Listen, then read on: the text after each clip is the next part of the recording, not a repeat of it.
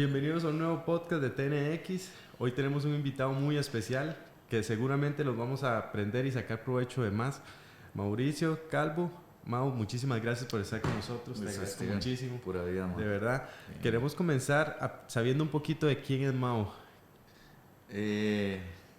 Bueno, soy tico, porque todo el mundo me pregunta, ¿usted es tico? O lo que sea. Tengo bastante tiempo de estar afuera. Afuera y vengo y afuera y regreso a Costa Rica, pero sí, soy amante de las artes marciales desde niño. Me dedico 100% a esto, es lo único que sé hacer, digamos. Entonces, ¿Y cómo comenzó esa trayectoria, Mau? ¿Cómo llegaste a las artes marciales?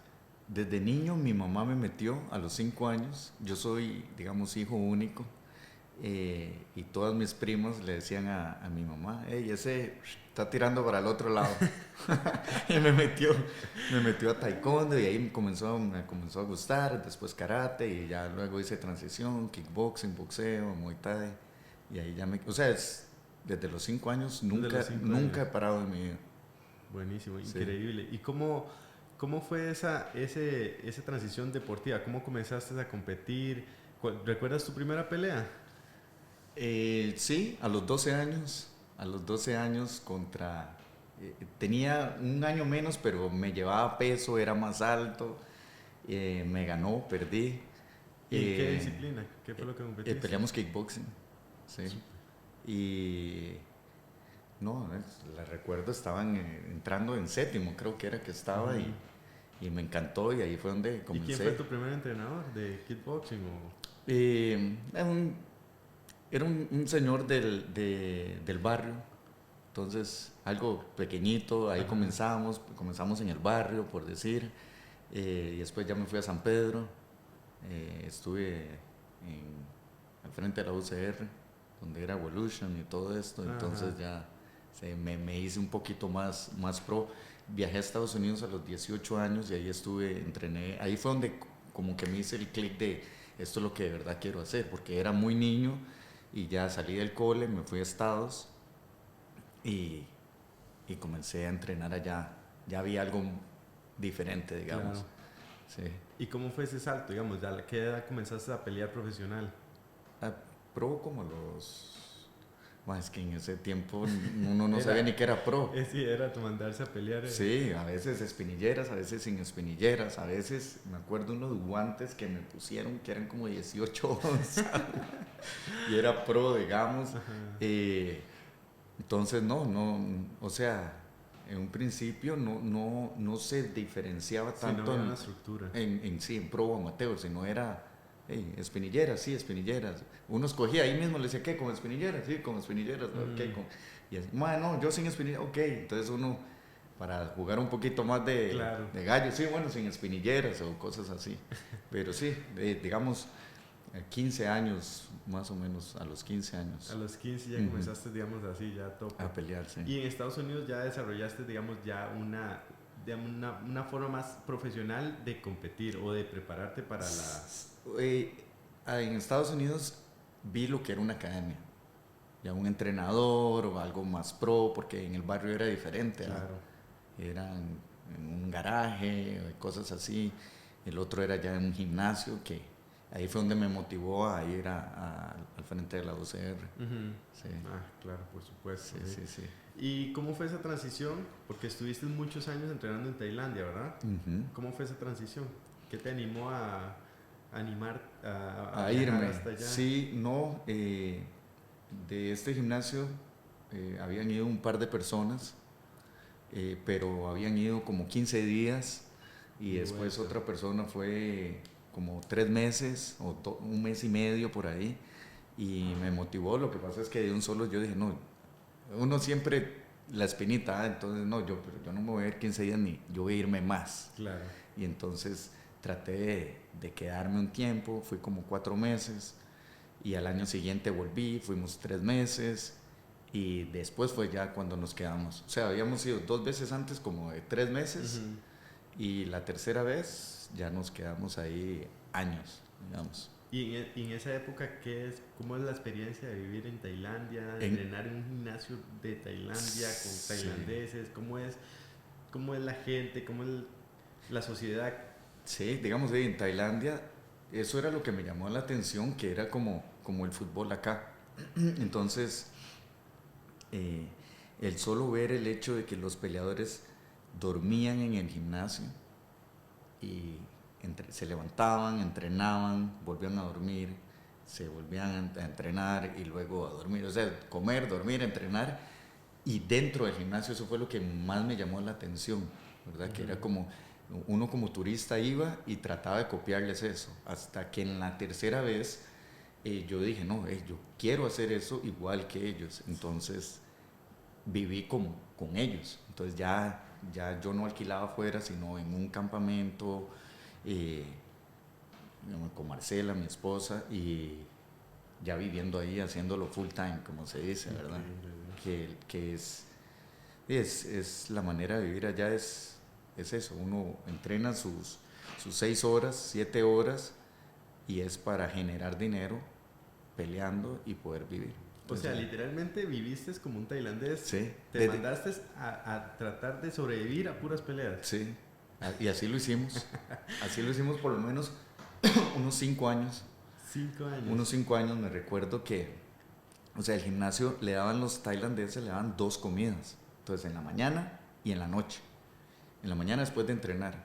Pero uno quedaba con una hambre. Claro, y esos entrenamientos, o sea, que muerte, para nada, sí. O sea, no había, en ese tiempo en Tailandia no había redes sociales ni nada de esto, no había mucho esto de Facebook, y entonces eran muy cerrados. El Muay Thai hoy en día es muy distinto, está el estudio, se sabe cómo entrenar, cómo, en ese momento no, entonces corríamos 12 kilómetros en la mañana y 6 en la tarde, sin parar, con alguien en la moto, un entrenador siguiéndonos, el que paraba. Solo para ver que nadie se quedara, sí, nadie tomara andajos, sí, todo el mundo. Y todo el mundo haciendo lo mismo, y como los Thai lo hacían, nosotros lo hacíamos, y muy difícil, o sea, el entrenamiento era algo que hoy en día no tiene sentido, digamos, no tiene científicamente, sentido, sí. Pero no, tradicionalmente generaban figuras y potenciales atletas increíbles. Lo que pasa es que ellos ya nos llevaban mucho tiempo haciendo eso, entonces le pegaba a todos los extranjeros. Claro. Ahora el extranjero comenzó a tener más experiencia y a entrenar diferente, que ahora ya a balancearlo, ya se equilibra. Exacto. Entonces ya ellos ya no entrenan igual. Uh-huh. Ya ellos saben ahora cómo entrenar. Ya dicen, bueno, no corre todos los días, entonces es distinto. Pero sí, el vivir allá y tratar de hacerlo como ellos lo hacían fue brutal. Y por eso te pregunto, porque era una época diferente. O sea, no es lo mismo que ir ahorita, digamos, que alguien se mande ahorita a ir a Tailandia. A la época en la que usted fue, que o sea, entrenaban literalmente lo tradicional, o sea, lo que realmente... Sí, digamos, raíces. Que se me fue, que era, nos daban 2 comidas, y entonces a medianoche, un hambre, sí, y sin dinero, ¿verdad? Entonces, ¿qué fue lo que hicimos? Pensamos, ok, hagamos algo, vamos a ir a los restaurantes por detrás a pedir las comidas, lo que sobra, y así hicimos. Mucho tiempo, o sea, íbamos al restaurante por detrás, hey, ¿tienen comida que les sobre? Sí, tome, y ya lo llevamos, comíamos de esas cosas, de los sobros del restaurante, digamos. Marcela, digamos, mi esposa, se quebró el pie y tenía que pelear, o sea, venda y vámonos a pelear, porque ocupamos dinero. Peleaba uno por dinero, en el sentido de que... Y por semana. Por semana, sí, digamos, yo estaba lesionado de una pelea, y fui a ver una pelea y se cayó una pelea, y entonces dice, hey, ¿usted? ¿Y cuánto? Tanto, vámonos, va. Un australiano 18 kilos más que yo. Me noquearon, todo, pero entonces era por eso, era la experiencia. Ajá. Hoy en día no se hace eso, hoy es distinto. Hoy jamás pelear todas las semanas. Sí. Antes sí. Uno no sabía y uno quería hacer lo que ellos hacían. Y por eso esos récords que tienen, ¿verdad? Los peleadores de Thai, que son increíbles. Sí. O sea, y además de que pelean desde los, ¿qué? 8 años. 8 años ya pueden estar peleando bien. Sí, increíble, es fascinante. Sí. ¿Y cómo fue la transición de la parte, digamos, de ser atleta a ser un entrenador y allá en Tailandia? ¿Cómo te ganaste ese puesto ahí?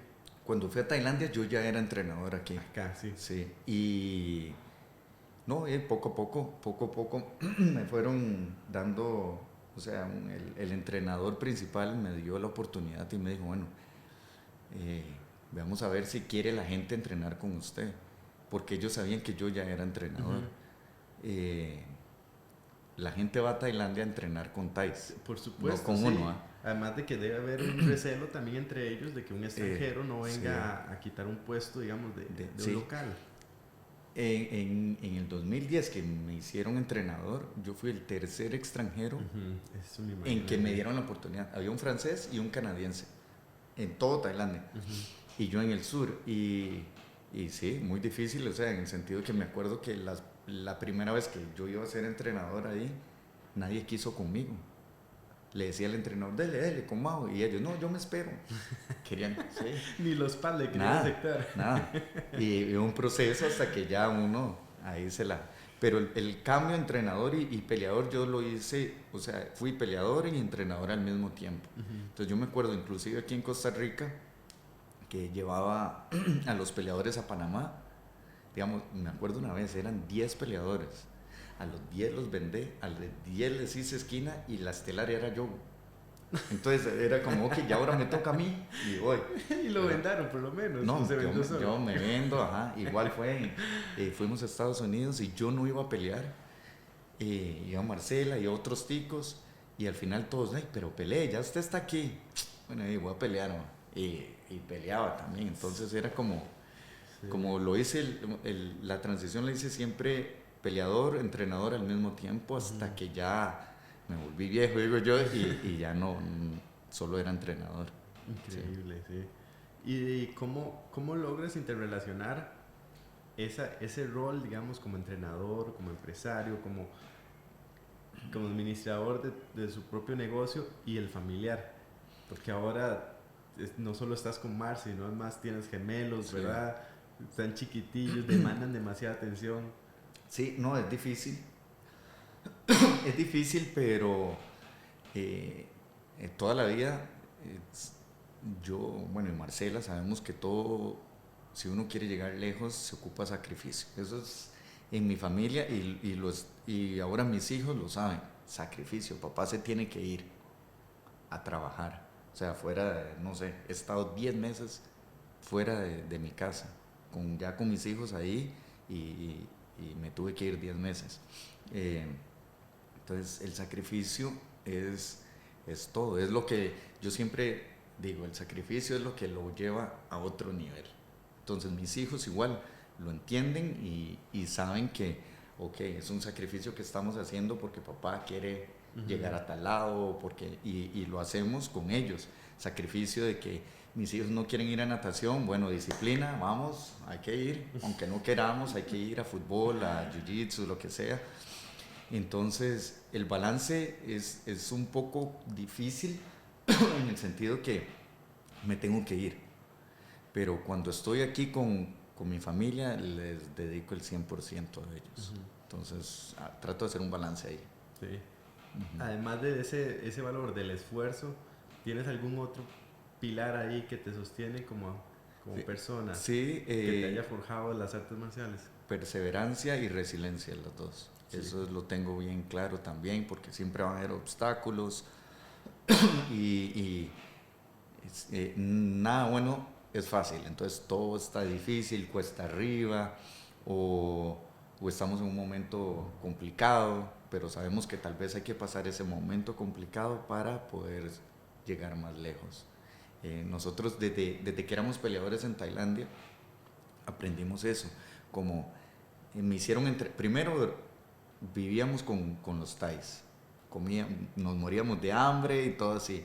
De ahí me hicieron entrenador y pudimos alquilar nuestro propio departamento, ya vivíamos separados. Entonces ya de vivir en una colchoneta a tener nuestra propia casa. Pero luego tuvimos que cambiarnos de gimnasio para mejores oportunidades de pelea.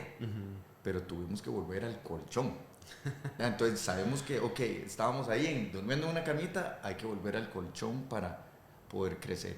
Entonces es eso, la resiliencia, que saber que hay que estar en situaciones complicadas para poder crecer más adelante. Sí, es increíble escuchar historias así que realmente, o sea, yo espero que muchos muchachos lleguen a escuchar historias de eso para que vean que lo que están haciendo, o sea, no es nada. O sea, yo veo Sí, o muchachos sea, ahora que se creen y que lo ven así como ya soy peleador, o sea, no tienen ni idea de lo que representa tanto sacrificio, esfuerzo, dedicación. Y esta, digamos, esta es la idea, digamos, de traer personas como ustedes a que logren dejar un granito de arena para que den el extra. ujú, Porque si no hagamos eso como costarricenses nos van a dejar botados, o sea. sí, o sea, todos, tal vez los de hoy en día, yo siento que ellos hacen sus sacrificios y pues yo siempre digo, es como el sacrificio de una persona, todos somos distintos y para ellos un sacrificio es un empujoncito, pero aparte de ese empujoncito hay más todavía, entonces es como que sí, los de hoy en día son un poco más, lo tiene un poco más fácil, la verdad. Es un Exacto. poco más fácil, entonces ya eso lo ven como que es demasiado el sacrificio. Sí. Ujú. Y se refleja en el deporte, ¿no crees? Se refleja en el deporte completamente. Como O sea, peleadores tal vez menos aguerridos, menos, hambrientos, sí. exacto, menos, Hambrientos, como, más dispuestos o a darse por sea, vencer. antes uno peleaba y lo que menos esperaba era el dinero, ¿verdad? Era Sí. pelear o crecer el récord o hacer más pro o lo que O sea. retarse uno mismo, o sea, uno O, quería hey, pelear ya con el este está en un mejor. buen nivel, yo quiero ir a pelear con este. Exacto. ¿Cuánto le pagan? No me importa. O sea, sí, si me pagan, excelente. Ahora yo he escuchado peleadores que dicen, pero, hey, ¿cuánto? Sí, Ah, no, eso es muy poco, con sí, eso sí, yo no sí. peleo. Eh, Con pero la sí, mínima posibilidad, digamos, de perder, ya no. O sea, sí. dejan el Ah, récord. eso O sea, es, ahí andan arreglando su carrera solo sí. para tener ahí un Un buen récord. récord, un buen Exacto. récord y sí, se ponen peleas fáciles o cosas de estas que ahora pasa mucho. Sí, sí, y de ahí se venden también lo que son las redes sociales y todo eso, que al final de cuentas es pura como, como figurar, ¿verdad? Entonces Sí. se dan una imagen errónea de muy lejos de la realidad Ujú. que queremos, que es lo genuino, ¿verdad? Sí, no, esto de las redes sociales ayuda y no ayuda Exacto. también. Sí, ayuda y no ayuda. Eh, Personalmente, tal vez les pone un poco más de presión, ¿verdad? Ujú. Entonces tienen que hacer, no pueden perder. Antes uno peleaba y se daba cuenta que si uno perdía era el público. Ahora es como, hey, no puedo perder, ¿verdad? Son Entonces, millones, sí. exacto, entonces, como que por ahí ocupan arreglar peleas o crecer de una forma diferente o cosas así. Ujú. Ujú. Hablemos de Sutai, ¿no? Ujú. ¿Qué es Sutai? ¿Cómo nació? ¿Dónde está posicionado? ¿Hacia dónde va?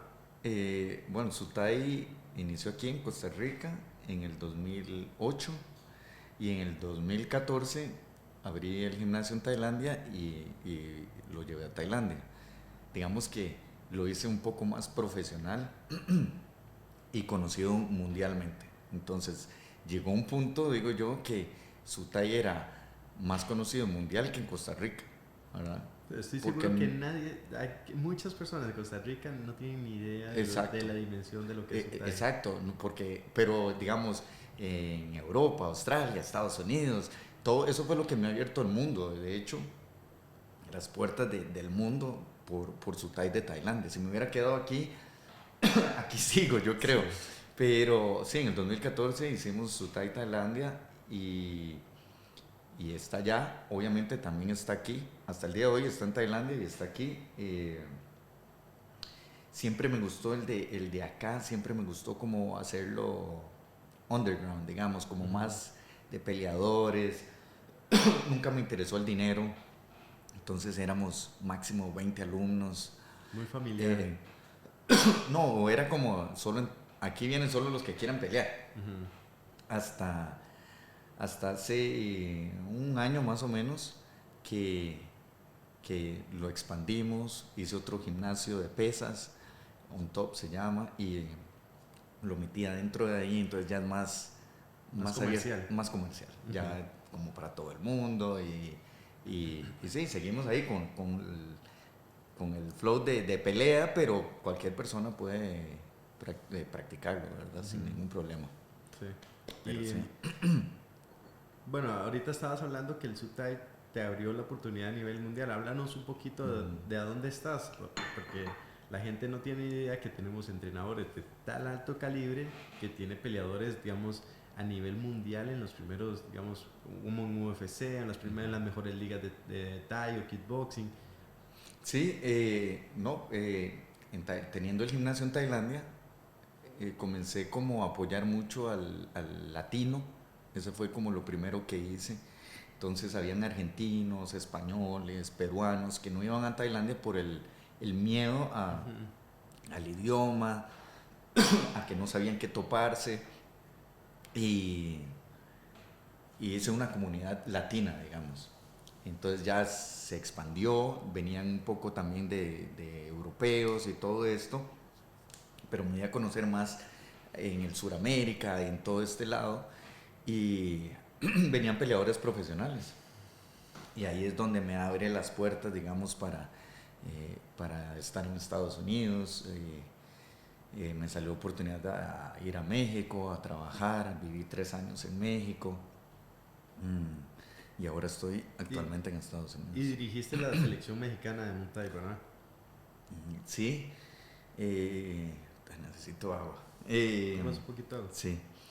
En México estuve con la selección de México, de Olímpica, y, y no, trabajé con un grupo, todos los años íbamos a mundiales, un grupo lindísimo. Es más o menos como lo que está haciendo UFC en México, el PI. Ajá. Así lo estábamos haciendo en México con el Muay Thai. Increíble, sí, qué experiencia, no me imagino. Y ahorita, ¿qué peleadores sobresalientes tienes para que la gente... Y bueno, yo hice una transición de, de Muay Thai a MMA, porque como que llegó un punto que en Muay Thai ya tenía peleadores peleando títulos mundiales y todo esto, y llegué como a diría un tope ahí que como que me sentí un poco aburrido, ¿verdad? Y me cansé un poco. Me dieron oportunidad para ir a Estados Unidos a entrenar peleadores de MMA, y lo primero que hice fue, claro, les voy a ayudar con Muay Thai a peleadores de MMA. Y fue como empezar de cero. Me di cuenta que el Muay Thai no se puede usar en MMA, así como tal. Entonces, poco a poco fui aprendiendo. Estas herramientas de Muay Thai no sirven para MMA. Y lo fui colocando y adaptando el Muay Thai para MMA. Y se me abrió el mundo, o sea, estoy aprendiendo, ya tengo 4 años en esto con el MMA, en gimnasios grandes como el de Uriah Faber, que es Alpha Male, tengo peleadores de ahí, tengo peleadores de Gilbert Meléndez, del Niño Meléndez, tengo peleadores de AKA, que es donde estuvo Khabib y todos estos rusos, tengo peleadores de CSA, profesionales de UFC, de PFL, de, bueno, Bellator antes, de ahora una liga nueva, Dirty Boxing, de Bare Knuckle. Entonces comencé a aprender de ellos, entrenándolos yo a ellos, comencé a conocer bien el deporte y a adaptar el Muay Thai. O sea, es raro decirlo, pero estaba cegado yo de que, digamos, un peleador de MMA ocupa el Muay Thai para pelear MMA. Ocupa herramientas de Muay Thai para adaptarlas al MMA. Y estoy feliz porque es como volver de cero. Un reto nuevo, estar ahí. aprendizaje, Exacto. Crecimiento. Buenísimo. Exacto. Hablemos del MMA en Costa Rica y ya usted conoce bien el tipo de peleador que hay. ¿Qué crees que nos puede hacer o qué nos ayudaría a mejorar? Competir más. Competir más, Que hayan ligas. que haya más crecimiento, por supuesto. Sí, que se apoye más. Cuando hablemos de apoyo no es económico, porque ni usted ni yo nos apoyaron económicamente y pudimos surgir y pudimos peleaste arriba. yo peleé arriba y no ocupamos tanto el apoyo económico, o sea, para mí no es fundamental, sino es un apoyo, una plataforma donde se pueda pelear, donde lo traten bien, donde lo traten profesional, donde uno aprenda, donde el peleador aprenda a qué es ser un profesional. Entonces yo diría que sí, que eso es lo que ocupa el tico para eso, ¿verdad? Digamos, yo creo que ya se abrió el camino en el sentido de que el tico es el tico es bueno, ¿sí? Y creo que iniciamos hasta mejor que los mexicanos, mejor que los peruanos. ¿Cómo? Cuando vino brasileños como Mauro, Sidney, todos ellos elevaron el nivel tal vez mejor que otros países. Nos adelantamos y salió un Steven, salió un Mandarina, salió un Juan Barrantes, un Ariel, salieron un Ludwig y salió esa camada que aprovechó de eso, ¿verdad? Que ahora son entrenadores, pero creo que nos quedamos ahí flotando, ¿verdad? Y los otros países comenzaron a mejorar. A evolucionar. ¿Y cómo? Compitiendo, Exacto. siendo más profesionales. Sí. Entonces por ahí el tico en eso nos estamos quedando, siento yo. ¿Y crees que ese era uno de nuestros errores como sociedad deportiva? Sí, siento que es algo que nos está... Y es parte de hasta social, es el mismo pura vida, o sea, que nos llegamos a un nivel y nos relajamos y, o sea, no tuvimos la visión de seguir evolucionando, o seguir retándonos, o seguir... En algún momento nos quedamos botados. Sí, siento que nos quedamos botados en eso, en la competencia, ¿no? En la competencia, ahí nos están llevando ventaja los otros países. Bueno, para eso está TNX, ¿verdad? Para evolucionar el deporte. Mau, ¿tienes proyectos a futuro? ¿Algo que nos quieras contar? Seguir entrenando a los peleadores, que es lo que me gusta. Seguir con el gimnasio, apoyando siempre el deporte de artes marciales, seguir aprendiendo en MMA, la verdad que me encanta ahora. Me meto a clases de lucha, me meto a jiu-jitsu, es algo nuevo y lo hago para adaptarlo al peleador. Entonces, seguir en eso, seguir en el camino. Me encanta. Mau, ¿algunas redes sociales que quieras? Mau Sutai. Mau Sutai. Mau Sutai en todo, en Instagram, Facebook, en todas las redes sociales. Buenísimo. Mau, te agradezco demasiado. Buenísimo, gracias. Fue un placer. Y tal vez en otra oportunidad podamos sentarnos otra vez a hablar más de tu experiencia, de tus proyectos y demás. Sí, muchísimas gracias, Mau. ¿No? De nada más agradecerles. Sigan atentos al siguiente TNX Podcast. Muchísimas gracias a todos.